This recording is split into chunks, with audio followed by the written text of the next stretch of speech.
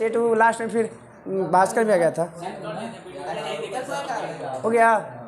चलिए हम लोग आज था बहमनी साम्राज्य ना, तो थोड़ा सा कृष्ण देव राय वाला हम लोग विजयनगर साम्राज्य वाला कुछ चर्चा कर लेते हैं। बताइएगा विजयनगर साम्राज्य की स्थापना किसने किया था? धीरे से बोलिएगा। हरिहर एवं बुक्का अपने पिता के नाम पर किया था। आशीर्वाद लिया था विद्यारायण संत से। और इस किसके शासनकाल में कर दिया था? एमबीटी के काल में। एमबीटी के काल में 2 वंश की स्थापना होता है। हाँ, बहमनी 1347 में बहमनी साम्राज्य का। हाँ, एक अति बताना है कि तुंगभद्रा नदी पर इसका मिलता है कोई चीज़? अवशेष मिलता है। हाँ, खंडहर। खंडहर की यहाँ पे है तो हम्पी में। हम्पी कहाँ है? कर्नाटक में। हाँ, उसके बाद कहता है कि इसका भाषा क्या था? तेलुगु। हाँ, अब जो है चेंज हो गया होगा, उस समय क्या इसमें अंतर होगा? अभी विजयनगर, अच्छा कर्नाटक विजयवाड़ा है। विजयवाड़ा कृष्णा नदी किनारे है। हाँ, तो यदि भाषा कुछ ही था? तेलुगु था। भाषा तेलुगु। इसमें के गो वंश की चर्चा है? 4 गो। संगम, साल्लु, तुल्लु, अराबिडो। संगम, साल्लु, तुल्लु, अराबिडो। संगम वंश के संस्थापक हरिहर बुक्का, साल्लु वंश के नरसिंह और तुल्लु वंश के वीर नरसिंह और अराबिडो के तिरुमल। अराबिडो के तिरुमल। बताना है कि सबसे पहले जो हरिहर और बुक्का था वो किसके था? तो दक्षिण में एगो था जगह वारंगल, काकतीय वंश के में था। शासक नाम था रुद्र प्रताप देव। रुद्र प्रताप देव के सामंत था, इसलिए वहाँ से फिर छूटता है तो फिर अपना आगे स्थापना करता है साम्राज्य का। बताना कि वेद मार्ग प्रतिष्ठापक की स्थापना उपाधि किसने धारण किया? देवराय प्रथम। देवराय प्रथम। उसके बाद महाराजा धीराज की उपाधि हरिहर द्वितीय। हरिहर द्वितीय। महाराजा धीराज की उपाधि हरिहर। निकोलो कांटी देवराय प्रथम के दरबार में आता है। निकोलो कांटी देवराय प्रथम। देवराय द्वितीय के दरबार में आता है अब्दुल रज्जाक। उसके बाद आता है 2 गो कृष्ण देवराय के दरबार में। पहला आता है डोमिनिक पायस और आता है बारबोसा। उसके लास्ट में आता है 1535 में नुनीज आता है। नुनीज आता है कौन? अचित्य का राज के दरबार में। तो पहला 1420 में, दूसरा 1442 में, पहला 1420 में, दूसरा 1442 में, तीसरा 1515 में, चौथा 1515 से 1516 में और लास्ट आता है नुनीज 1535 में। हो गया। अब आते हैं दास प्रथा के बारे में बताया जाता है किसके शासनकाल में? तो देवराय प्रथम के काल में कि दास प्रथा भी इसमें प्रचलन था। दास प्रथा का वेश्यावृत्ति का प्रचलन था देवराय द्वितीय काल में। वेश्यावृत्ति का प्रचलन था देवराय द्वितीय। और देवराय द्वितीय के शासनकाल में क्या हुआ था? बांध का निर्माण करवाया गया था कोची पे? तुंगभद्रा नदी पे। तो देवराय द्वितीय के शासनकाल में बांध का निर्माण करवाया गया था। किसमें? ऐसे बांध के शुरुआत हो गया था यहाँ पे महापदम नंद भी करवाया था। महापदम नंद भी करवाया। नहर की चर्चा सबसे पहले मिलता है हाँ नंद वंश में। महापदम। अब आते हैं संगम वंश के सबसे प्रतापी राजा देवराय द्वितीय। इसे कहते हैं इमांडी देव। देवराय द्वितीय क्या कहते हैं? इमांडी देव। उसके बाद याद रखिएगा इसी के दरबार में रहता है कौन? दक्षिण भारत का श्रीनाथ कवि। श्रीनाथ कवि। हाँ, देवराय द्वितीय के दरबार में तो आ गया था वो जगबेटर। किसे कहा जाता है? देवराय द्वितीय को। मतलब होता है इसका हाथियों का शिकारी। हाथियों का। हाँ, इसके द्वारा 2 गो किताब लिखा जाता है, सुधा नीति और महाभाष्य। सुधा नीति और जो संस्कृत में था, कुछ में था संस्कृत में। गद्दी एगो प्रौढ़ देवराय था। प्रौढ़ देवराय मल्लिकार्जुन खड़गे।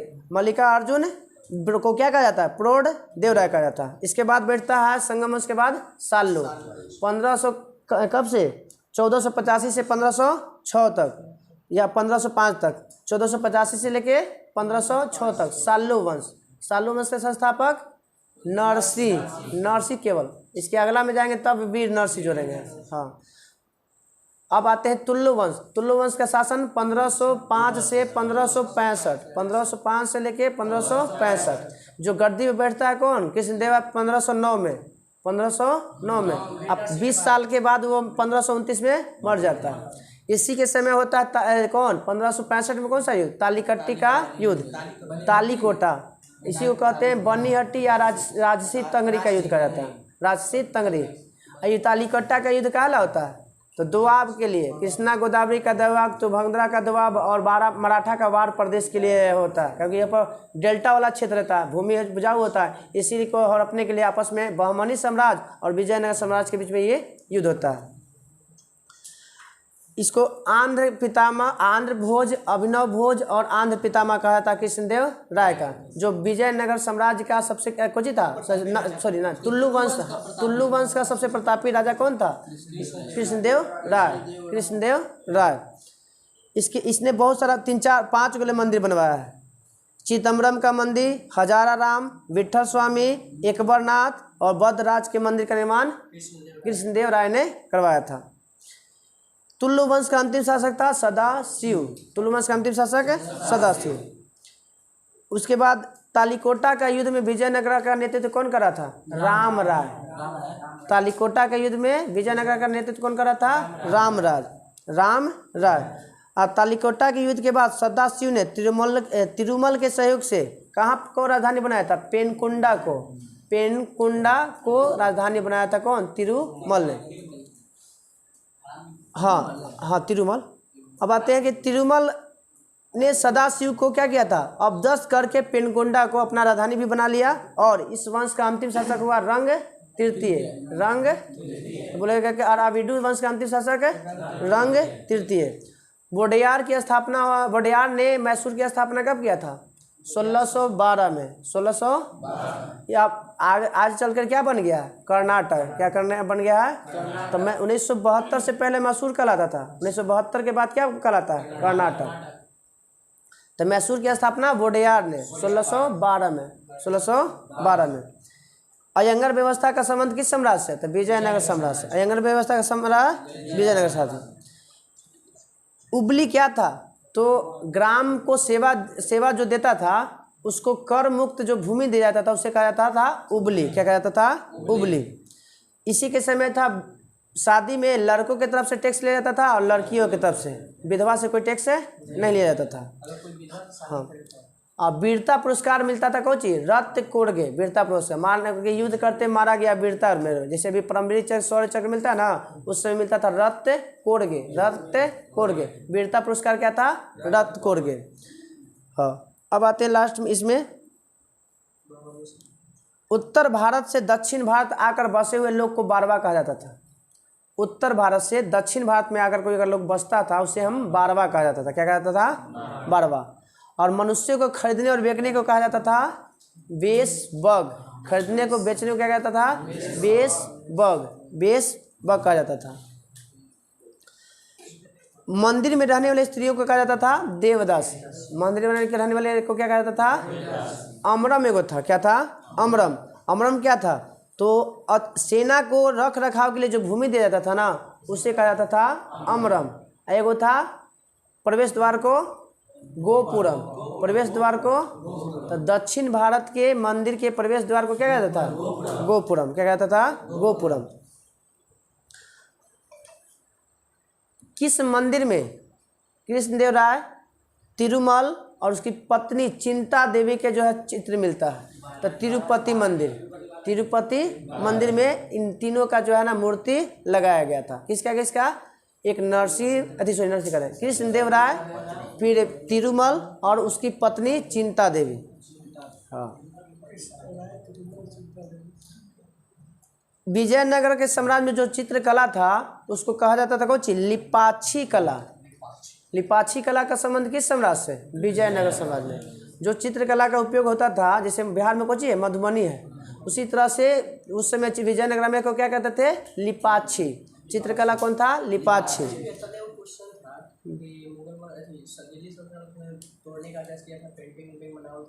अलाउद्दीन खिलजी, हाँ अलाउद्दीन खिलजी था।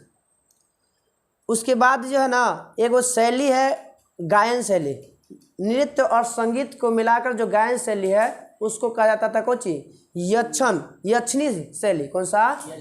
इसे भी यक्षगान कहाँ का है? कर्नाटक का। यक्षगान कहाँ का है? याद रखिएगा कि यक्षगान में नृत्य नाच गान होता है ना, तो उसी तरह से याद रखिए यक्षनी भी क्या है? नाच और गान दोनों का सम्मिलित रूप को यक्षनी कला कहा जाता है। क्या कहता है? यक्षनी कला। तो यक्षनी कला का संबंध किस राज्य से? तो कर्नाटक। किस साम्राज्य से? विजयनगर साम्राज्य से। पेंटिंग को कहा जाता था लिपाक्षी। हो गया? पेंटिंग वाला को कहा जाता, चित्रकला को कहा जाता था लिपाक्षी, और नाच और गान के सम्मिलित रूप को यक्षनी, क्योंकि यक्षगान कहाँ का है? कर्नाटक का। लोक नृत्य कहाँ का है? कर्नाटक का। अब आते हैं हम लोग बहमनी साम्राज्य। बहमनी साम्राज्य की स्थापना कब? 1347 में हसन गंगू अलाउद्दीन आलम शाह के नाम से, अलाउद्दीन आलम शाह के नाम से 1347 में महाराष्ट्र के क्षेत्र में अलाउद्दीन बहमनी शाह, अलाउद्दीन हसन बहमन शाह, सॉरी अलाउद्दीन हसन बहमन शाह, ऐसे हसन गंगू के नाम से बैठता 1347 में। इसकी भाषा जो थी मराठी था भाषा, क्योंकि महाराष्ट्र में किया था स्थापना, तब महाराष्ट्र की भाषा कौन सी है? मराठी। इसके साम्राज्य को 4 प्रांतों में बांटा गया था। मौर्य प्रांत को कितने भाग में बांटा गया था? 5 में बांटा गया था ना। उसी तरह से इसके प्रांत को कितने? 4। कौन कौन प्रांत था? तो था गुलबर्गा, बरार, बीदर। गुलबर्गा, बरार, बीदर, एगो दौलताबाद। गुलबर्गा, बरार, बीदर और दौलताबाद, ये 4 को साम्राज्य था। हाँ, एक हसन गंगू की मृत्यु हो जाती है 1358 में। कितने साल के बाद? 11 साल शासन करता है। उसके बाद इसकी मृत्यु 1347 में, 1358 हुआ ना। मर जाता है। अलाउद्दीन हसन के बाद इसका बेटा कौन बढ़ता है? मोहम्मद शाह प्रथम। इसी ने सबसे पहले बारूद का इस्तेमाल किया था। तो बोलेगा कि सबसे पहले भारत में बारूद का इस्तेमाल करने वाला शासक कौन? मोहम्मद शाह प्रथम।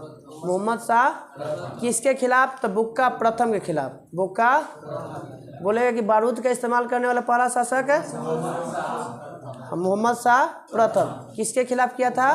बुक्का प्रथम का। हसन गंगू के बेटा है। भीमा नदी पर फिरोजाबाद स्थित है। तो फिरोजाबाद किस नदी के तट पे है? भीमा नदी पर। इसकी स्थापना करता है फिरोजाबाद का करता ताज-उद-दीन फिरोज। ताज-उद-दीन फिरोज। फिरोजाबाद की स्थापना ताज-उद-दीन फिरोज करता है। बाल्टिक देश तो हम लोग अभी बताए दिए थे, एस्टोनिया, लातविया और लिथुआनिया। कौन नहीं आता था? ऑप्शन में रहेगा फिनलैंड। एकदम 100% वही देवे करता है लमसम। हाँ, दौलताबाद के बाद मोहम्मद शाह ने एक अथी बनाया था, वैधशाला। इस जंतर मंत्र था ना 5 जगह, जैसे बनवाया था उसी तरह से मोहम्मद शाह प्रथम एक कहाँ पे? दौलताबाद के बाद वेधशाला बनाया था। हाँ, फरिश्ता के अनुसार फिरोज फारसी, अरबी, तुर्की, तेलुगु, कन्नड़, मराठी, मतलब 6 भाषा ज्ञाता था। तो फरिश्ता जो था कोची में, एमबीटी के शासनकाल में, वो यहाँ तक भी था। उसके अनुसार बोलता है कि यह 6 भाषा ज्ञाता था। कौन? मोहम्मद शाह प्रथम। कितना? 6 भाषा का। पहला कौन? फारसी, अरबी, तुर्की। विदेशी भाषा 3 गो, विदेशी भाषा 3 गो और 3 देसी भाषा। 3 देसी, विदेशी में 3 गो और 3 गो देसी में। तुर्की, अरबी, फारसी। तुर्की, अरबी, फारसी। तेलुगु, कन्नड़ और मराठी। तेलुगु, कन्नड़ और मराठी।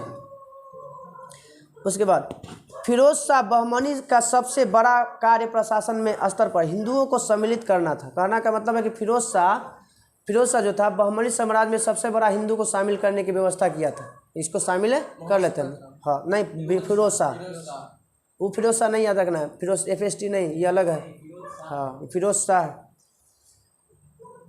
चौल और दाम्भोल इसके समय प्रमुख बंदरगाह था। तब फिरोज बहमनी साम्राज्य के शासक था फिरोज शाह। इसके समय में 2 गो फेमस बंदरगाह का नाम है कौन? चौल और दाम्भोल। एगो दाम्भोल पड़ता है महाराष्ट्र में, दाम्भोल है महाराष्ट्र में, तो वहीं पे है ये है। तो क्या अभी वहाँ पे शासन चल रहा है तो वहीं क्या होगा? चौल और दाम्भोल। दाम्भोल परियोजना है, दाम्भोल परियोजना है महाराष्ट्र में। हाँ, तो चौल और दाम्भोल जो बंदरगाह है वो कहाँ पे है? महाराष्ट्र में। और किसके शासनकाल में? तो फिरोज शाह के शासनकाल में। अब इसका शासनकाल नहीं दिले, वो डेट दिए भी नहीं किया तो दिले होगा इसमें। ये क्या है 17 साल 1358 से लेकर 1375 तक। उसके बाद ताजुद्दीन जो है फिरोज शाह किया था, फिरोजाबाद की स्थापना किया था। दौलता देखिए इसमें दिया हुआ है प्रांतपति, इसको कुछ बोला जाता था। दौलताबाद में प्रांतपति को बोला जाता था मनसद ए आली, मनसद ए आली। दौलताबाद में प्रांतपति मतलब प्रांतपति जो था वहाँ पे राजपाल जिसको बोलते हैं। ऐसे अभी फिलहाल में प्रांतपति मतलब कोची होता है राजपाल, तो वहाँ के कहते क्या कहते थे मनसद ए अली। दौलताबाद में क्या कहते थे, बरार में मजलिस ए अली, बरार में मजलिस ए अली, मजलिस ए। बीदर में आजम ए हुमायूं, आजम ए। बीदर में क्या कहा जाता था आजम ए हुमायूं। और गुलबर्गा में कहा जाता था मलिक नयाब, मलिक नयाब। शिहाबुद्दीन अहमद प्रथम ने अपनी राजधानी गुलबर्गा से हटाकर बीदर स्थापित किया था। क्वेश्चन पूछा हुआ है कि किस शासक ने गुलबर्गा से हटाकर अपनी राजधानी बीदर ले गया था शिहाबुद्दीन अहमद प्रथम। शिहाबुद्दीन अहमद प्रथम ने अपनी राजधानी गुलबर्गा से हटाकर बीदर किया था। और इसे ने बीदर का नया नाम क्या रख दिया था मोहम्मदाबाद, मोहम्मदाबाद। अपने नाम शिहाबुद्दीन अहमद प्रथम ने बीदर को क्या नाम रख दिया मोहम्मदाबाद, मोहम्मदाबाद। मोहम्मद III के शासनकाल में ख्वाजा जहाँ की उपाधि से महमूद गवां को प्रधानमंत्री नियुक्त किया गया। तो महमूद गवां किसका प्रधानमंत्री था, तो मोहम्मद III का, मोहम्मद III का। बोलेगा कि मोहम्मद गवां को कौन सा उपाधि दिया गया था, ख्वाजा जहाँ का, ख्वाजा जहाँ का उपाधि किसे दिया गया मोहम्मद गवां को। और इस उपाधि दे के किसका प्रधानमंत्री बनाया गया, तब मोहम्मद III को, मोहम्मद III को। मोहम्मद III के आदेश पर 1482 में 70 वर्ष की अवस्था में मोहम्मद गवां को फांसी दे दिया जाता है। प्रधानमंत्री भी नहीं बनाता है, 1482 में इसको फांसी की सज़ा भी दिवा देता है। खुद प्रधानमंत्री बनाया और फिर फांसी की सज़ा दिवा देता है। कौन, मोहम्मद III। रियाजुल इंसा तो हम लोग जान रहे थे, इंसा पत्राचार से संबंधित है। मतलब पत्र जो कैसे होता था कि अभी हम लोग कैसे कहता है चेक उक मिलता है, तो उस समय पत्राचार था कि लिख पेपर पर लिखा था, तार के पत्ता पे या पे खजूर के पत्ता पे या भोजपत्र था ऊपर लिखा था पहले। तो इंसा का रियाजुल इंसा का संबंध किससे है, पत्राचार से। किससे, हाँ साइन कर दिया तब आपको पेमेंट मिलेगा, नहीं किया तो समझिए कि नहीं पेमेंट मिलेगा आपको, याद रखिएगा।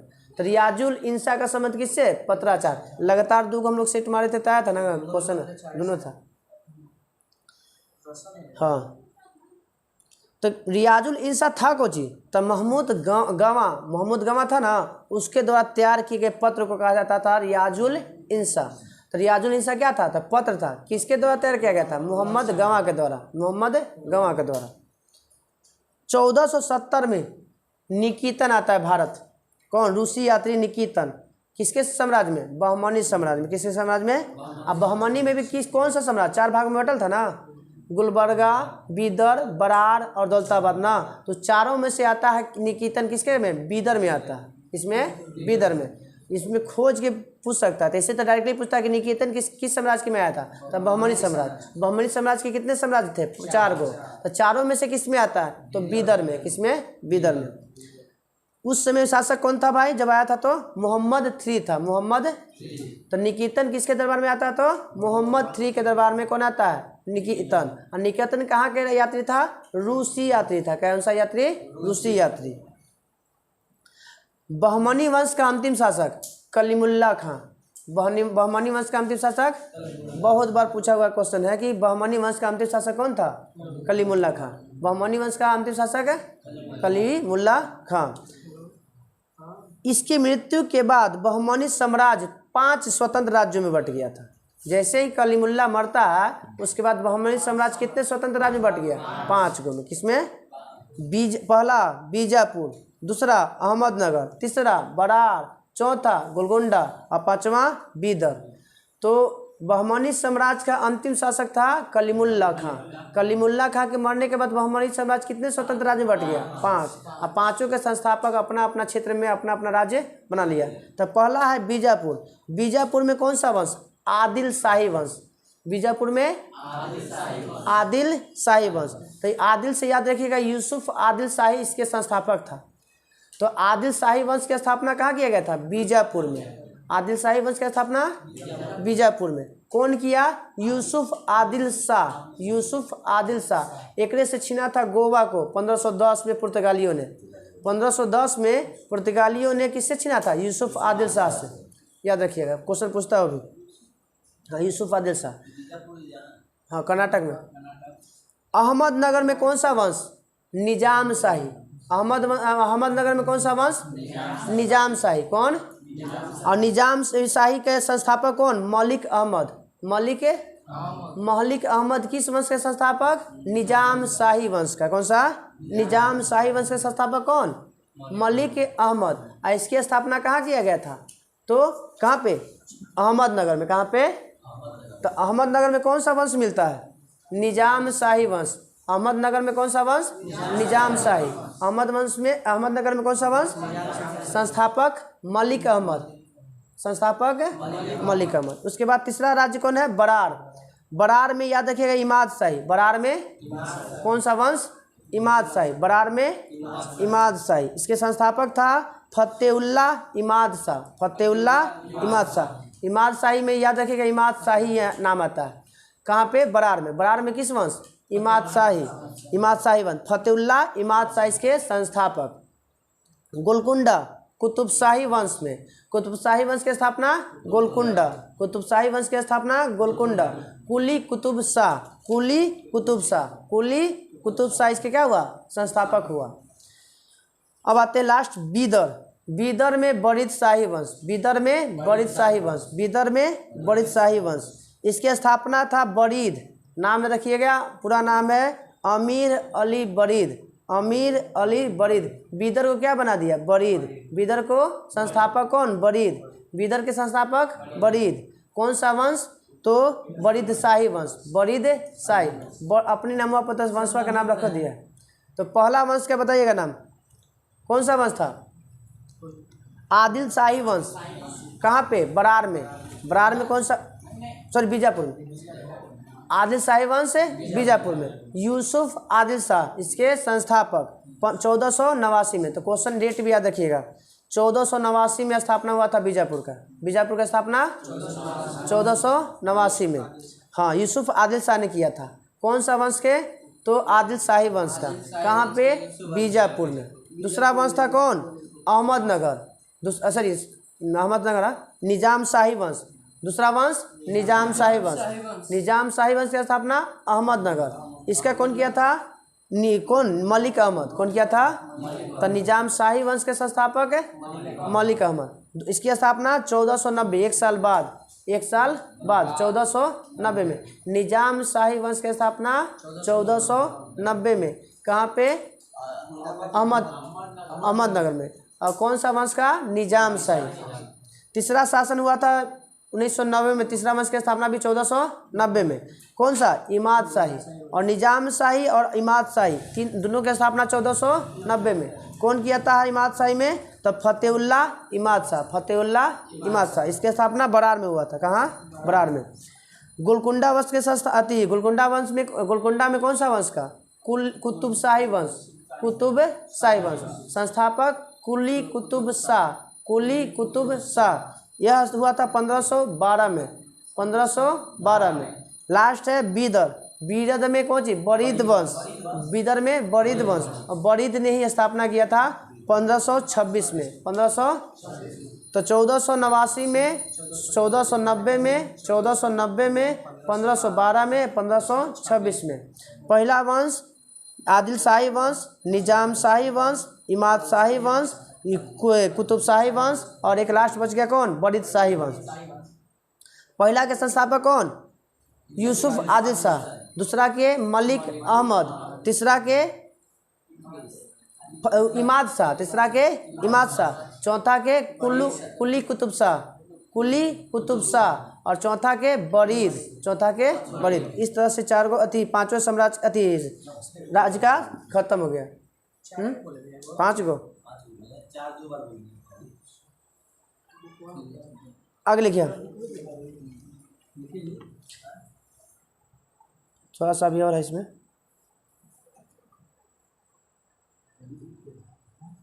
देखिए कोतवाल क्या होता था, नगर के मुख्य पुलिस अधिकारी को कोतवाल कहा जाता था। नगर के, यही सब क्वेश्चन पूछता है उठा उठा के, नगर के मुख्य पुलिस अधिकारी को कोतवाल।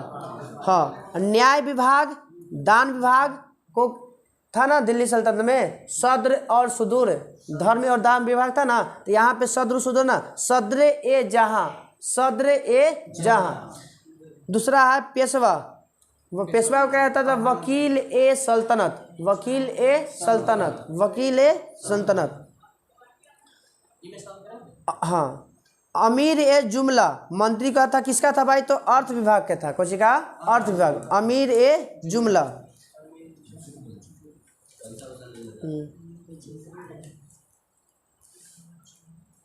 बीजापुर के शासक अली आदिल शाह को क्या कहते थे, सूफी कहा जाता था। और सूफी मुस्लिम में होता है ना। हाँ हाँ, तो बोलेगा कि ये बताइए कि बीजापुर के शासक जो अली आदिल शाह था उसको क्या कहा जाता था, सूफी कहा जाता था। क्या कहा जाता था, अकबर से पहले उसके दरबार में कैथोलिक मिशनरियों को बुलाया गया था। मतलब कैथोलिक की चर्चा किस क्रांति में, फ्रांस की क्रांति में। तो कैथोलिक मतलब वहाँ पे चर्च जो पूजा करने वाला था ना, उसके समय पूरा कुछ समाज को कह सकते हैं कैथोलिक। ऐसे चर्च की पूजा करने वाला तो पोप कहा जाता है या पादरी कह सकते हैं। हाँ, वही कैथोलिक है, तो प्रोस्टेट था, कैथोलिक और प्रोस्टेट है, ठीक है। पोप चर्च में कहा जाता है।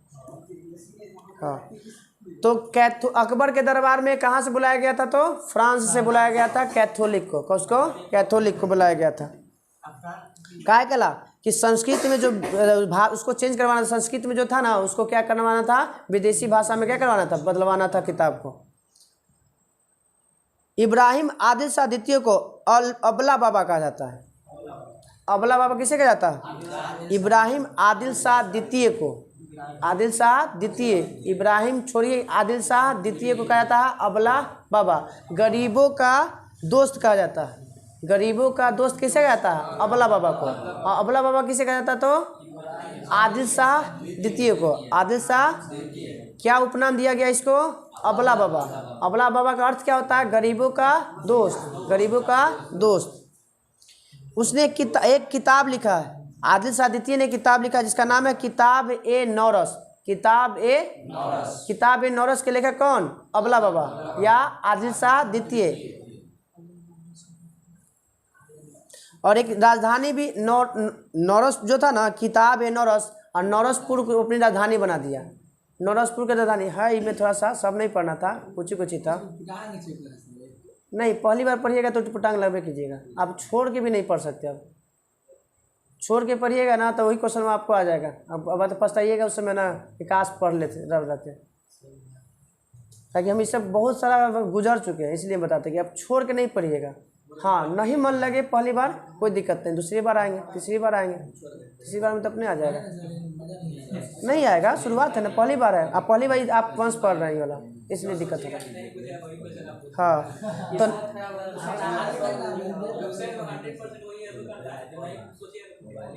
आदिल शाह द्वितीय ने कि क्या कहा जाता है, अबला बाबा।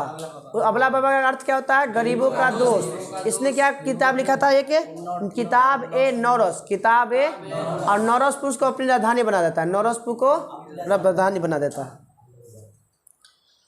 और इसे जगत गुरु भी की उपाधि धारण किया गया था, जगत गुरु। तो कोची कहा जाता है आदिल शाह द्वितीय को, अबला बाबा। गरीबों का दोस्त भी उसका अर्थ होता है, या जगत गुरु। तीनों किसे कहा जाता है, आदिल शाह द्वितीय को, आदिल शाह। हाँ, ऐसे जगत बाबा, हाँ बिरसा मुंडा भी कहा जाता है। चलिए हम लोग थोड़ा सा और है, हैदराबाद बताइएगा कि मोहम्मद कुली कुतुब शाह ने हैदराबाद के बीच में एक 4 मीनार बनवाया था। 4 मीनार कहाँ पे, हैदराबाद में। कब बना था, तो 1591 से 1592 में। 1591 से 1592 में 4 मीनार की स्थापना होता है। कौन करवाता है, तो कुतुब शाह, कुली कुतुब शाह। तो 4 मीनार के संस्थापक कौन, कुली कुतुब शाह, कुली कुतुब शाह। हाँ, काहे चार थी उसको हैदराबाद में चार मीनार क्यों कहते हैं? ये 4 गो खंबा मिलता है, 4 गो खंबा मिलता है। और इसका ऊंचाई प्रत्येक की ऊंचाई है 48 मीटर। जो खंबा है ना, प्रत्येक की ऊंचाई कितना? 48 मीटर है। तो कुल्लू पिता 4 मंजिला है और उसका जो ऊंचाई कितना मिलता है? 48 मीटर। पूरा कितना? 48 को जोड़ लो ना जी। अरे सेम है बाबू, जैसे कैसे है कि ई कोना हो गया, ई कोना हो गया, ई पिलर से जैसे सब सेम है। तो हैदराबाद शहर को किसने बनाया? जब 4 मीनार को बसाया कुली कुतुब शाह, तो हैदराबाद को भी कौन बनाएगा? कुली कुतुब शाह। याद रखिए, एकरे नाम हुआ है, उल्टा नाम निजामुल मुल्क जो है ओकरा उपनाम है। इब्राहिम रोजा और गोल गुम्बज बीजापुर इमारतों से सबसे प्रसिद्ध है। कह रहा है कि बीजापुर में सबसे प्रसिद्ध इमारत का नाम क्या है? तो इब्राहिम रोजा और गोल गुम्बज। इब्राहिम रोजा और गोल गुम्बज। गोल गुम्बज को बनाया गया था 1680 में। गोल गुम्बज को कब बनाया गया? 1680 में। कहता है कि इतना विशाल है जितना विशाल एकल गुम्बद कभी नहीं बनाया गया। अभी तक ले इतना बड़ा गुम्बद नहीं बनाया गया। गुम्बद का मतलब तो सासाराम गए होंगे, तो सासाराम में मकबरा के ऊपर देखिए गोल आकार बनाया गया थी, लिखा है छत्र छाता जैसा। हाँ, तो वैसा अभी तक कहीं में गोल गुम्बद जैसा अभी तक विश्व में नहीं है, कहीं भी नहीं बनाया गया। हाँ, गोल गुम्बद बीजापुर में है। बीजापुर कहाँ छतरा से? बीजापुर डिस्ट्रिक्ट हाँ, बीजापुर डिस्ट्रिक्ट है, विजयनगर है तो है। अच्छा, हो सकता है। चलिए, तो हम लोग का बहमनी साम्राज्य खत्म हो गया। तो बताइए कि निकेतन किसके दरबार में आया था? मोहम्मद III के शासनकाल में आया था। रूसी निकेतन था। हाँ, रूसी यात्री था निकेतन। किसके दरबार में आया था? मोहम्मद III के शासनकाल में। मोहम्मद रियाजुल इंसा कौन क्या था? पत्राचार था। पत्राचार कौन लिखा था भाई? तब मोहम्मद गवां का था। मोहम्मद, इस पर सिग्नेचर। हाँ, वही पत्राचार, वही है, यही वाला क्वेश्चन है हुआ। तो पत्राचार क्या होता था? सिग्नेचर करके वेतन दिया जाता था किसको? सैनिकों को। बताइएगा कि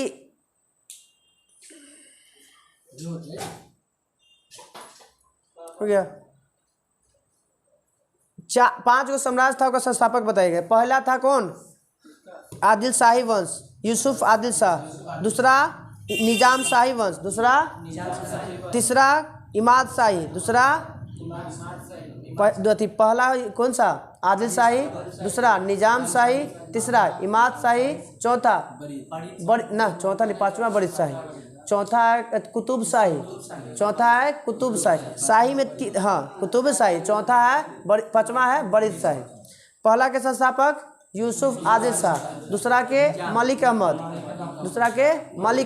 तीसरा के इमाद शाही, इमादे नाम है, इमाद शाह। तीसरा के इमाद शाह। चौथा के यूसुफ नहीं, कुल्ली नाम है, कुल्ली कुतुब शाह।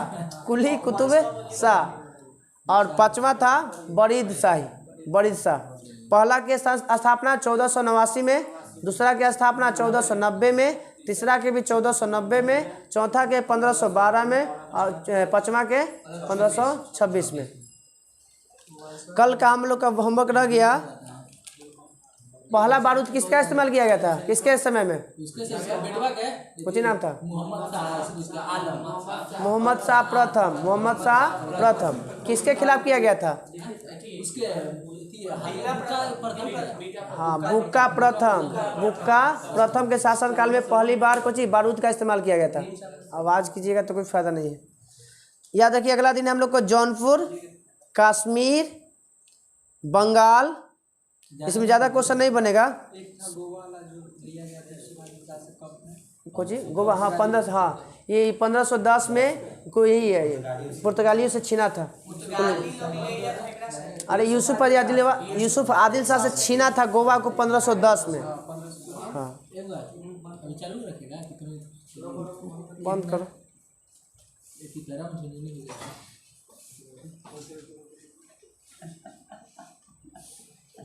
हम लोग का आज होमवर्क है औद्योगिक नगर, विश्व के प्रमुख जनजाति, विश्व के प्रमुख वनस्पति और कबीलाई मानव में कुछ इससे आपको हर एग्जाम में जितना आ जाए ना उसमें से आपको एक एग्जाम में रहेगा।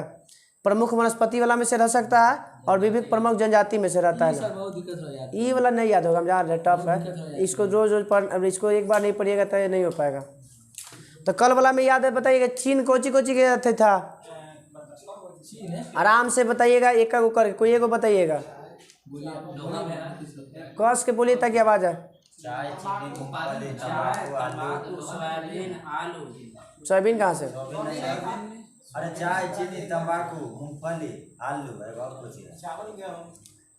चावल, चाय, गेहूँ, तंबाकू, मूंगफली और एगो आलू। ये कौन था?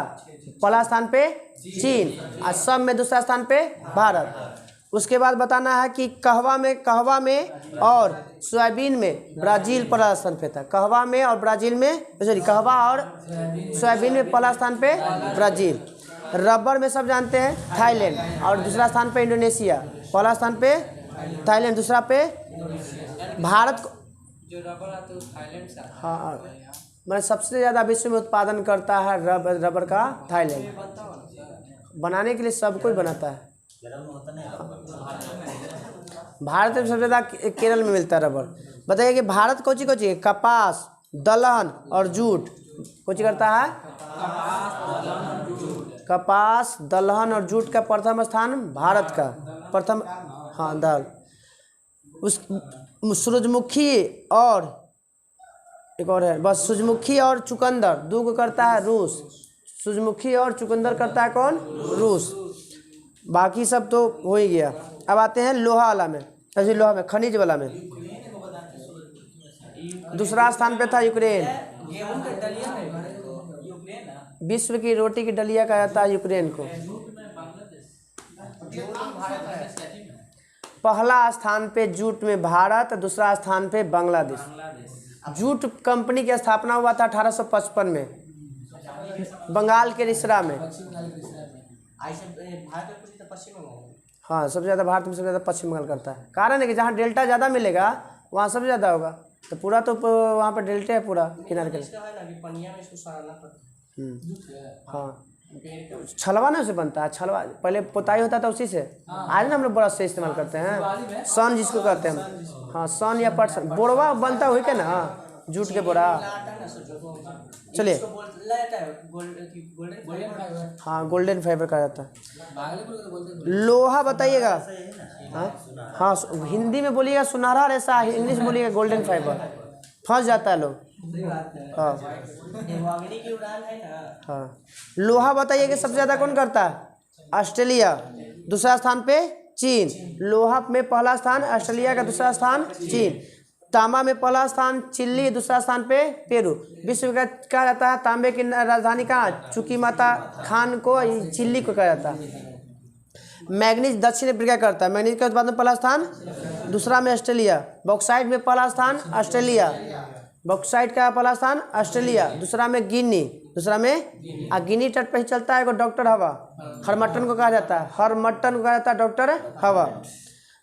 जस्ता, सोना, चांद, जस्ता, सोना, कोयला, अब्रक और कैडमियम, ये सब का उत्पादन करता है चीन। तो जस्ता, सोना, कोयला, अब्रक और कैडमियम, ये सब का उत्पादन में पहला स्थान चीन का। खनिज तेल में पहला था कौन? अमेरिका। खनिज तेल में अमेरिका पहला स्थान पे कौन था? और प्राकृतिक गैस में भी पहला अमेरिका। और खनिज तेल में दूसरा स्थान था सऊदीया का। और प्राकृतिक गैस में था विरोधी होकर रूस का, विरोधी उसका रूस का। यूरेनियम जानवी करते हैं कि पहला स्थान पे कजाकिस्तान, दूसरा स्थान पे कनाडा, तीसरा स्थान पे ऑस्ट्रेलिया। कोची में? यूरेनियम में। यूरेनियम में पहला कजाकिस्तान, दूसरा कनाडा, तीसरा ऑस्ट्रेलिया। प्लेटिनम में दक्षिण अफ्रीका पहला में। प्लेटिनम को सफ़ेद स्वर्ण भी कहा जाता है, सफ़ेद स्वर्ण प्लेटिनम को कहा जाता है। प्लेटिनम, प्लेटिनम को ही क्या कहा जाता है? रणनीतिक धातु। टाइटेनियम कहा जाता है रणनीतिक धातु। टाइटेनियम को कहा जाता है राजनीतिक धातु। भविष्य का धातु हाइड्रोजन के कहा जाता है, भविष्य का ईंधन कहा जाता है। हाँ, आवारा तत्व का ही है, भविष्य का ईंधन का ही है, सब उसी को कहा जाता है। नहीं, हाइड्रोजन को, क्योंकि सबसे हल्की गैस कौन है? हाइड्रोजन, मगर उसका इस्तेमाल क्यों नहीं करते? कुछ कहते हैं रणनीतिक, टाइटेनियम को रणनीतिक धातु कहा जाता है। जैसे भविष्य वायुयान के टायर में होता है सर। सबसे हल्की गैस पूछा जाता है हाइड्रोजन, सबसे हल्की गैस हाइड्रोजन। इस्तेमाल क्यों नहीं करते? क्योंकि ज्वलनशील है, तुरंत ही क्या जाता है, अभिक्रिया करके ज्वलन आग पकड़ लेगा।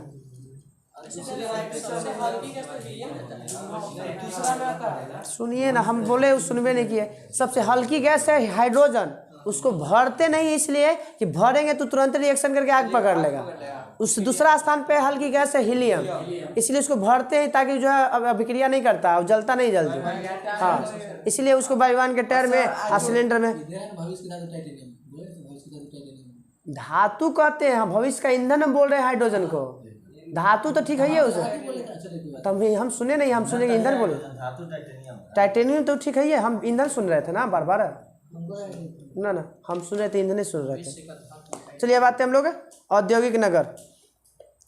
तो याद नहीं होगा, मेन अभी बोलेंगे, इसको दो तीन दिन लगातार चल जाएगा ना तो याद हो जाएगा। बोलिएगा, लेंस का निर्माण होता है कहाँ पे? जर्मनी में, और जर्मनी की जगह है म्यूनिख। लेंस का निर्माण कहाँ पे होता है? जर्मनी में, म्यूनिख जगह। म्यूनिख किसके लिए फेमस है? तो लेंस के निर्माण के लिए। म्यूनिख लेंस के निर्माण के लिए। म्यूनिख है। मुल्तान सब जानते हैं, मुल्तान, मुल्तानी मिट्टी याद रखिए सीधे, मुल्तानी मिट्टी। मुल्तान का सुल्तान कहा जाता है किसको? सहवाग को, क्योंकि 13 शतक लगाया था वहीं पे। हाँ, मुल्तान में। मिट्टी के बर्तन के लिए फेमस है कौन? मुल्तान। मिट्टी के बर्तन के लिए हाँ मुल्तानी मिट्टी, मुल्तानी मिट्टी, चिकनी कह दीजिए, मुल्तानी मिट्टी। जैसे और गेरुआ रंग के नहीं आता है, गेरुआ रंग के उस टाइप का मिट्टी होता है। चिकनी मिट्टी तो हम लोग काली मिट्टी कहते हैं। हाँ, वो अलग मिट्टी, हम लोग यहाँ कहाँ मिलता है उसे। चलिए बताइएगा, मांस के लिए फेमस कौन है? मांस के लिए कसास। कसास मांस के लिए फेमस है, कसास। हाँ, अब बताइएगा, डेट्राइट सब जानते हैं, अमेरिका में ऑटोमोबाइल के लिए। डेट्राइट ऑटोमोबाइल बहुत बार पूछा हुआ क्वेश्चन है कि बताइएगा, और डेट्राइट किससे फेमस है? डेट्राइट वही ऑटोमोबाइल के लिए, गाड़ी के लिए सब बनाने वाला है कंपनी को। हाँ सब। अब आते हैं फिल्म उद्योग सब जानता है, हॉलीवुड। फिल्म उद्योग हॉलीवुड अमेरिका में। जगह है ना सर? हाँ जगह। हम लोग समझते हैं अभी तक हॉलीवुड में खाली हॉलीवुड जगह भी है, हॉलीवुड फिल्म भी बनता है। अब बताइएगा, सूती वस्त्र के लिए 2-3 जगह फेमस याद रखिएगा। मैनचेस्टर है इंग्लैंड में, मैनचेस्टर इंग्लैंड का मैनचेस्टर जगह है, सूती वस्त्र के लिए फेमस है। कहाँ के लिए? जापान में पड़ेगा ओसाका, सूती वस्त्र के लिए। और ब्रिटेन में पड़ेगा मैनचेस्टर, सूती वस्त्र के लिए। हाँ, और एक और जगह होगा, हाँ नगोया है सूती वस्त्र के लिए, जापान में। नगोया और ओसाका, नगोया और ओसाका सूती वस्त्र के लिए। मैनचेस्टर सूती वस्त्र के लिए। मिलान है सिल्क उद्योग के लिए। हाँ, मिलान सिल्क वस्त्र के लिए, वही सिल्क वस्त्र उद्योग के लिए मिलान कहाँ पे है? इटली में। मिलान कहाँ है? इटली में। हाँ, कैंची और छुरी के लिए फेमस है ब्रिटेन में सेलफील्ड। हाँ, सेफील्ड कहाँ पे पड़ता है? ब्रिटेन में। कैंची और छुरी के लिए फेमस कहाँ पे? ब्रिटेन में जगह है सेफील्ड। कांच उद्योग के लिए वेनिस, कांच उद्योग के लिए भारत में है फिरोजाबाद, भारत में फिरोजाबाद। विश्व यूपी में। हाँ, कांच उद्योग के लिए वही कांच की चूड़ी, वही कांच चूड़ी। हाँ, ताऊ का चीज महिला लोग वो चीज पहनता है। चूड़ी है। हाँ, आप वो चीज समझ रहे हैं, चूड़ी पहने वाला। हाँ, तो बोलेगा विश्व में कांच का उद्योग फेमस है वेनिस। विश्व में कांच के लिए फेमस है वेनिस। कालीन उद्योग जानते हैं, ढाका। कालीन उद्योग है, कालीन उद्योग। सिगरेट पी वाला मोटका फिल्मों वाला सिगार। और सिगार मिलता है कहाँ? हवाना। कहाँ पे? हवाना में। हवा। फिर पुराना फिल्म में देखिएगा मिलेगा, अभी वर्तमान में नहीं मिलेगा। हाँ हाँ टेबलों पर रखा है ऐसे करके ना, वो अलग है, हुक्का है वो जो वो अलग पैपुआ से ना हुक्का। तिरंगा में देख ले, पिए ना आवाज़ ज़्यादा गूंजता है, ठीक ना। तो हुक्का वो होता है जो फिल्मवा में ना रख के पीता है, वो पैपुआ से हुक्का है। सिगरेट से इतना मोटा होता है, सिगरेट टाइप का। हाँ वो उस टाइप का होगा। चलिए आ गए थे, हो गया। चलो इधर आओ, चलिए। मत बात कीजिए, बात कीजिएगा तो ये अपने तेज है बात करने में, सबसे आगे है। इंजीनियरिंग उद्योग के लिए क्यू, इंजीनियरिंग उद्योग के लिए क्यू। फिल्म को ले गया, मास हो गया। वायुयान निर्माण के लिए सिएटल, वायुयान के लिए है सिएटल, वायुयान के लिए है सिएटल। भारत में पहली बार वायुयान कौन उड़ाता है? JRD Tata, JRD Tata. आओ पल नहीं उतारते हैं 1907-8 के आसपास में, 7-8 के। 11 में प्रयोग किया गया था वही। वो भारत में वायु परिवहन की शुरुआत हुआ था इलाहाबाद से नैनी के लिए। हाँ, और ये अपने के लिए वो डाक व्यवस्था की शुरुआत हुआ था पहले JRD। हाँ अच्छा देख लीजिएगा, हम तो आजादी के बाद है, अच्छा देख लीजिए, हो सकता है। डेयरी उद्योग के लिए वेलिंगटन, डेयरी उद्योग के लिए डेयरी उद्योग के लिए वेलिंगटन। तो एक बार शुरू से याद रखिए, जहाज निर्माण के लिए बेलफास्ट, जहाज निर्माण के लिए बेलफास्ट। लोहा इस्पात के लिए बर्मिंघम, लोहा इस्पात के लिए बर्मिंघम। लोहा इस्पात के लिए एक और जगह जर्मनी में एसेन, लोहा इस्पात के लिए है एसेन। सिगार के लिए हवाना, सिगार के लिए हवाना। हाँ कोई की राजधानी है, क्यूबा की राजधानी है। हाँ पेट्रोलियम फिल्म है लॉस एंजलिस, पेट्रोलियम फिल्म के लिए लॉस एंजलिस। कोबे है लोहा इस्पात के लिए, कोबे लोहा इस्पात के लिए। सिल्क उद्योग के लिए लियोन्स, सिल्क उद्योग के लिए लियोन्स। सिल्क वस्त्र उद्योग बोलेगा तो मिलान, सिल्क वस्त्र उद्योग तो मिलान, और सिल्क उद्योग के लिए लियोन्स। जहाज निर्माण प्लेमाउथ, जहाज निर्माण प्लेमाउथ। कैंची छुरी शेफील्ड, कैंची छुरी शेफील्ड। सर की कैंची छुरी के लिए भारत में उत्तर प्रदेश में कोई जगह है? वो है वो ठीक है, कांच की चूड़ी के लिए फेमस है यहाँ पे फिरोजाबाद। छुरी नहीं, छुरी होगा तब उतना ध्यान नहीं। चलिए बता, कांच उद्योग के लिए वेनिस, कांच उद्योग के लिए। डेयरी उद्योग के लिए वेलिंगटन, डेयरी उद्योग के लिए वेलिंगटन। कालीन के लिए ढाका। हाँ उसके बाद आता है ऑटोमोबाइल डेट्रायट। जहाज निर्माण ग्लास्को। फिल्म उद्योग के लिए हॉलीवुड। मास के लिए कंसास, मास के लिए कंसास। इंजीनियरिंग के लिए क्यू, इंजीनियरिंग के लिए क्यू। लोकोमोटिव के लिए फिलाडेल्फिया, लोकोमोटिव के लिए फिलाडेल्फिया, फिलाडेल्फिया। वायुयान निर्माण के लिए सिएटल, वायुयान निर्माण के लिए सिएटल। मुल्तान तो सब जान रहे हैं, मिट्टी के लिए मुल्तान, मिट्टी के लिए। लेंस के लिए म्यूनिक, लेंस के लिए म्यूनिक। और सूती वस्त्र के लिए इस्पात, सॉरी ओसाका। अब आते हैं विश्व की प्रमुख जनजातियाँ, विश्व के प्रमुख ग्रीनलैंड और कनाडा में रहने वाले प्रमुख जनजाति को एस्कीमो।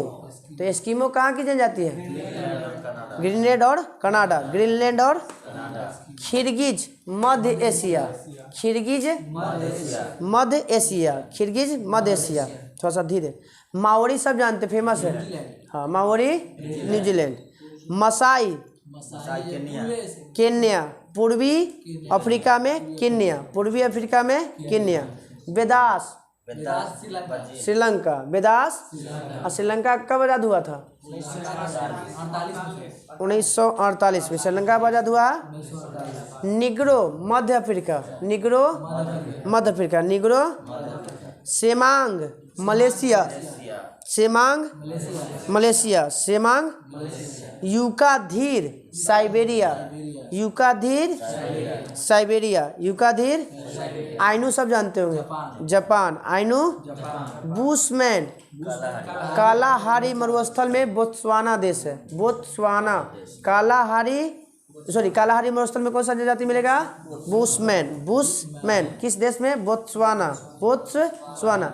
रेड इंडियन सब जानते हैं, अमेरिका, उत्तरी अमेरिका, रेड इंडियन। नई दुनिया है तीसरी दुनिया के नाम से,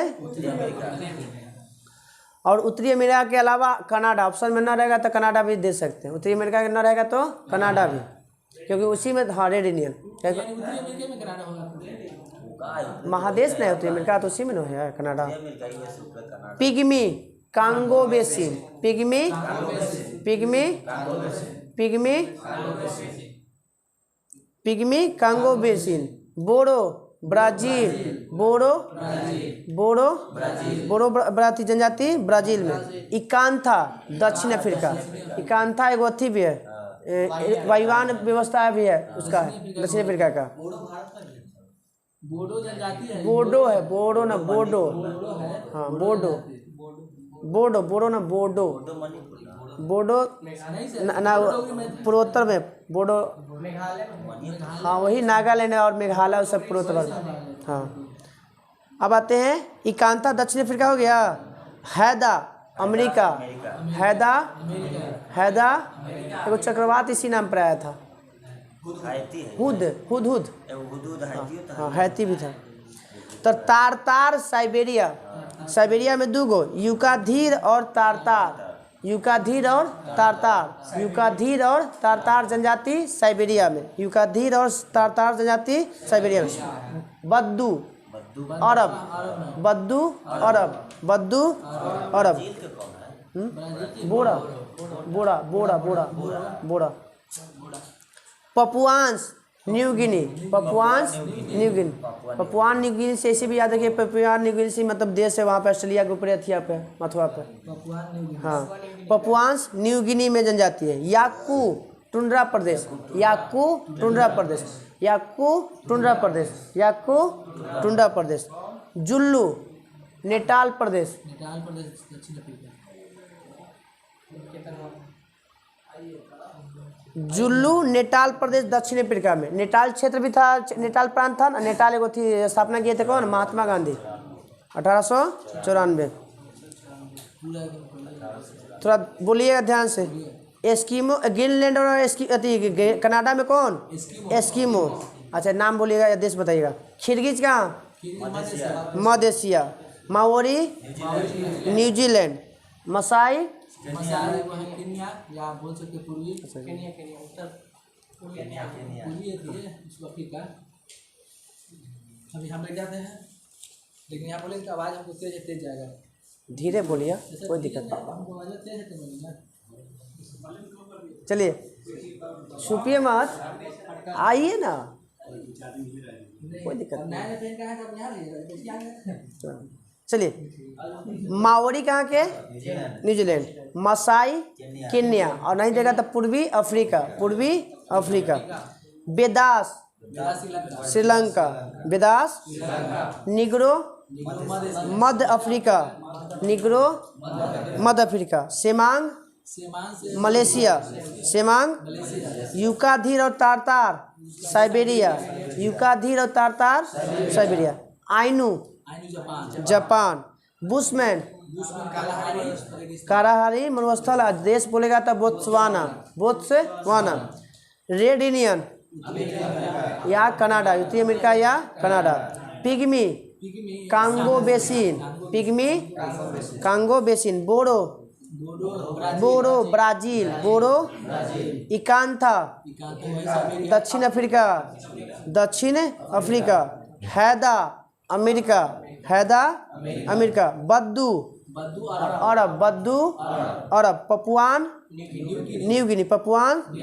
याकू टुंड्रा प्रदेश, हाँ। और जुल्लू नेटाल प्रदेश, यहाँ दक्षिण अफ्रीका का ही। अब विश्व के प्रमुख जनजाति वैसे वनस्पति है टुंड्रा प्रदेश, जहाँ बर्फीला इलाका होता है जैसे बर्फीला आर्कटिक क्षेत्र में जहाँ बर्फ आता है ना, उसमें जैसे यूरोप में तो बहुत सारा बर्फ वाला है, जैसे रूसिया है तो रूसिया में तो बर्फ वाला है। हाँ, अब आते हैं हम लोग वनस्पति। उष्णकटिबंधीय जलवायु वाली घास एवं वनस्पति को क्या कहते हैं? ट्रोपोफाइट। ट्रोपोफाइट, ट्रोपो खोजिए। तो उष्णकटिबंधीय मतलब गर्मी वाले क्षेत्र में क्या मिलेगा? घास एवं वनस्पति को कहते हैं हम लोग ट्रोपोफाइट। ट्रोपोफाइट। दलदली वाली क्षेत्रों में पाए जाने वाले वनस्पति को हाइग्रोफाइट। दलदली क्षेत्रों में पाए जाने वाले को हाइग्रोफाइट। और मरुस्थलीय क्षेत्रों में मिलता है तो सीधे सीधा जीरो समझिए, जीरो। क्यों? कि वहाँ पे कम, समझिए कि वनस्पति कम मिलता है, छोटा छोटा मिलता है, तो याद रखिए जीरो। मरुस्थल में जीरो, तो मरुस्थली में पाए जाने वाले वनस्पति को जीरोफाइट। जीरो। जल वाला जानते हैं, हाइड्रो से होता है, पानी में जलवे करते हैं, हाइड्रोफाइट। जल प्लावित में पाए जाने वाले क्षेत्र को कौन वनस्पति को कहते हैं? हाइड्रोफाइट। तो जल में क्या चीज मिलता है? जैसे शैवाल उवाल मिलता है ना, बंगाल का तिंक जलकुंभी को कहते हैं ना, तो ये सब वनस्पति है जिसको क्या कहते हैं हम लोग? हाइड्रोफाइट। अरे कुछ तो आर्जुएंस करके कुछ था, अरे नाम याद नहीं आ रहा है। आर्बोजीन्स है, आर्बोजीन्स शायद, यही तो पूछ रहे था, यही छोड़ के था हमारे यही वाला दुर्गा वाला में। बायोलॉजी से 3 क्वेश्चन छोड़ लेते और तीनों आ रहा था, पता ना कैसे छोड़ के चले। नहीं पढ़ल था। हाँ तो हम अपने गलती अपने से है यहाँ पे हैं। तो हम खुद अपने से करें। हम तो दौड़ते भी तब पर भी कहते थे कि हमारा मेन कारण बनेगा वो 8 क्वेश्चन, और एक पहला क्वेश्चन फर्स्ट अटेम्प्ट वाला था, ट्रिगो वाला फर्स्ट उसका है। हाँ, शीतोष्ण कटिबंध क्षेत्र में ठंडे प्रदेश में पाए जाने वाले वनस्पति को कहते हैं मीसोफाइट। मीसोफाइट, मीसोफाइट। तो शीतोष्ण कटिबंधीय क्षेत्र में पाए जाने वाले को मीसोफाइट। टुंड्रा प्रदेश में तो यह ठंडा लगता है तो चिल्लाता है ना, तो क्रायोफाइट। तो टुंड्रा प्रदेश में पाए जाने वाले वनस्पति को क्या कहते हैं? क्रायोफाइट। ऐसे भी नहाने से पहले सब कोशिश करता है चिल्लावे के, तो याद रखिएगा कि ठंडा प्रदेश में कैसा वनस्पति पाया जाता है, तो उसको कहते हैं हम लोग क्रायोफाइट। क्या पाया जाता है? क्रायोफाइट। नमकीन क्षेत्र में हेलोफाइट। नमकीन क्षेत्र में मिलने वाला था हेलोफाइट। तो भारत में बताइए कि सबसे ज़्यादा क्षारीय राज्य कौन? सबसे ज़्यादा क्षारीय राज्य, क्षारीय वाला मिलता है यूपी, और सबसे ज़्यादा लवणीय वाला मिलेगा गुजरात। सबसे ज़्यादा लवणीय क्षेत्र मिलता है गुजरात में, और सबसे ज़्यादा क्षारीय मिलता है उत्तर प्रदेश में। अतः क्षार को, क्षारीय व्यवस्था को हटाने के लिए किसका इस्तेमाल करते हैं? जिप्सम का। और लवण को अम्लीय या लवणीय को हटाने के लिए काली चूना का इस्तेमाल करते हैं। चूना चूना चूना चूना और काली चूना उसी को कहते हैं। लाइम स्टोन उसी को कहा जाता है, क्योंकि लाइम इसी को कहते हैं। CaO चूना, जिसको बोलते हैं बिना बूझा हुआ चूना। अब बूझा हुआ चूना का होता है कैल्शियम हाइड्रोक्साइड, CaOH का होल 12। हाँ, अरे बूझल में देखिए पानी है ना, तो पानी हाइड्रोजन होना चाहिए ना, तो बूझेगा कब? पानी से। और हाइड्रोजन होगा तब है ना, तो याद देखिए ऐसे कि बूझेगा पानी के साथ तब हो जाएगा बूझा हुआ चूना, कहेंगे कैल्शियम हाइड्रोक्साइड को। हाँ, कड़ी चट्टान में उगने वाले को कहते हैं हम लोग को लिथोफाइट। ऐसो लिथोस्फीयर कहा जाता है, चट्टान के लिखा जाता है ना, तो चट्टानों पर उगने वाले वनस्पति को तो बताइएगा। ठंडा टुंड्रा प्रदेश में क्रायोफाइट, मरुस्थल में जीरोफाइट, मरुस्थल में। और उष्णकटिबंधीय में उगने वाले को ट्रोपोफाइट। क्या? और उस समशीतोष्ण में मीसोफाइट, समशीतोष्ण में मीसोफाइट। लवणीय में हेलोफाइट, लवणीय में। और पानी में मिलेगा तो हाइड्रोफाइट, हाइड्रोफाइट। हाँ, आर्द्रता वाला होता तो हाइग्रोफाइट। खत्म हो गया। एक बार सुन लीजिएगा। उष्णकटिबंधीय जलवायु वाला में ट्रोपोफाइट, दलदल वाला में हाइग्रो, उष्णकटिबंधीय में जीरोफाइट, जल प्लावित वाला में हाइड्रोफाइट, शीतोष्ण कटिबंधीय वाला में मीसोफाइट, फिर टुंड्रा वाला में क्रायोफाइट, नमकीन वाला में हेलोफाइट, और कड़ी चट्टानों में लिथोफाइट। थोड़ा सा बच गया है, ये जनजाति है, कुछ आवास अपना बना लेता है जहाँ रहता है वो। ऑल है, तो ऑल मिलता है कहाँ पे? यूरोप के काकाकस पर्वत। जो काकाकस पर्वत और यूराल पर्वत एशिया यूरोप को क्या करता है? अलग करता है। एशिया यूरोप को कौन अलग करता है? काकाकस पर्वत और यूराल पर्वत। तो ही काकाकस पर्वतीय क्षेत्र में पाए जाने वाला जो होता है, एक जाति है जो अपना घर बनाता है, तंबू नुमा आवास बनाता है। उसी तंबू नुमा आवास को कहते हैं ऑल। क्या कहते हैं? ऑल। तो ऑल क्या है? तो काकाकस पर्वत में पाए जाने वाले जनजातियों द्वारा तंबू नुमा घर जो बनाया जाता है उसे कहते हैं हम लोग ऑल। क्या कहते हैं? और ये क्या होता है? लकड़ी के बनाया जाता है, ऊपर से चमड़ा चढ़ा दिया जाता है। लकड़ी के ऊपर चमड़ा को बनाए हुए घर को हम लोग कहते हैं ऑल। कहाँ मिलता है? तो यूरोप में मिलता है। किस पर्वत के आसपास में? तो काकाकस पर्वत के आसपास क्षेत्र में। ऑल समझाएगा ना? कोई चीज़ का घर बनता है? चमड़ा के नीचे लकड़ी सजा दिया जाता है और ऊपर से चमड़ा को कवर चढ़ा दिया जाता है, उसे कहते हैं हम लोग ऑल। इग्लू, तो जानिए ना कि बर्फ के घर को क्या कहते हैं? बर्फ के घर को ऐसे भी बना था लद्दाख, यहाँ पे गुलमर्ग में अति बना है, वहाँ पे रेस्टोरेंट टाइप का बनाया है। हाँ, इजबा, यह रूस, उत्तरी रूस में मिलता है। तिनकोनी दीवार रंगीन मिलता है। तिनकोना कैसा? तिनकोनी रंगीन से बना मानव आवास। तो रूस में तिनकोना अगर जो आवेश मिलता है उसे हम लोग बोलते हैं कौन चीज? इजबा। क्या कहते हैं? कहाँ मिलता है? उत्तरी रूस में। और वो कौन सा? उत्तरी रूस में। तिनकोना अगर बना घर रूस में मिला हुआ उसे हम लोग कहते हैं इजबा। क्राल, क्राल मिलता है अफ्रीका में। क्राल कहाँ पे? अफ्रीका में। वांटू एवं काफिर तथा नेटाल के जुल्लू प्रजातियों द्वारा घास से निर्मित घर को कहते हैं कौन चीज? क्राल। क्या कहते हैं? तो अफ्रीका में घास से निर्मित घर को क्राल कहते हैं। घास से निर्मित को क्या कहते हैं? क्राल। वांटू जनजाति एगो है जुल्लू जनजाति और एगो है काफिर। ये 3 गो जनजाति जो है ना, ये क्या बनाता है? घर बनाता है घास के, उसको कहते हैं हम लोग क्राल। तिप्पी है, तिप्पी मिलती है रॉकी पर्वत। तो रॉकी पर्वत कहाँ पे? उत्तरी अमेरिका। रॉकी पर्वत कहाँ पे? ऐसे उत्तरी अमेरिका की सबसे ऊंची पर्वत रॉकी है ना। तो यह कैसे बनता है भाई? तो रेड इंडियन बनाता है। कौन बनाता है? और इसका कुछ होता है, यह बैल के चमड़ा से घर बनाता है। बिसन नाम का बैल पाया था वहाँ पे, उसके चमड़ा से बनाता है घर। तो बिसन नामल मांस नहीं बाबू, चमड़ा। हाँ, तो ऐसे जिंदा में है। बहुत ज़्यादा नुकसान होता है। हाँ, तो तब कहाँ पे? तो अमेरिका में रेड इंडियन द्वारा बिसन नाम के बैल के चमड़ा से जो घर बनाता है उसे हम लोग बोलते हैं तिप्पी। क्या बोलते हैं? तिप्पी। लास्ट बचा यूर्थ। क्या बचा? यूर्थ। ये अस्टेपी में पाया जाता है। अस्टेपी एशिया में के निवासी कहा जाता है अस्टेपी। एशिया के निवासी क्या कहते हैं? अस्टेपी। हाँ, वही हाँ, घास के मैदान के, सॉरी, घास के मैदान कहते हैं स्टेपी। इसमें कौन कौन सा आता है भाई? तो खिरगिज, कालमुख और कजाक द्वारा पशुओं की खाल से अस्थायी घर बनाया जाता है। माने रहने के लिए, आज रहे कल नहीं है, तो वैसे घर को कहा जाता है तिप्पी। कहाँ पे?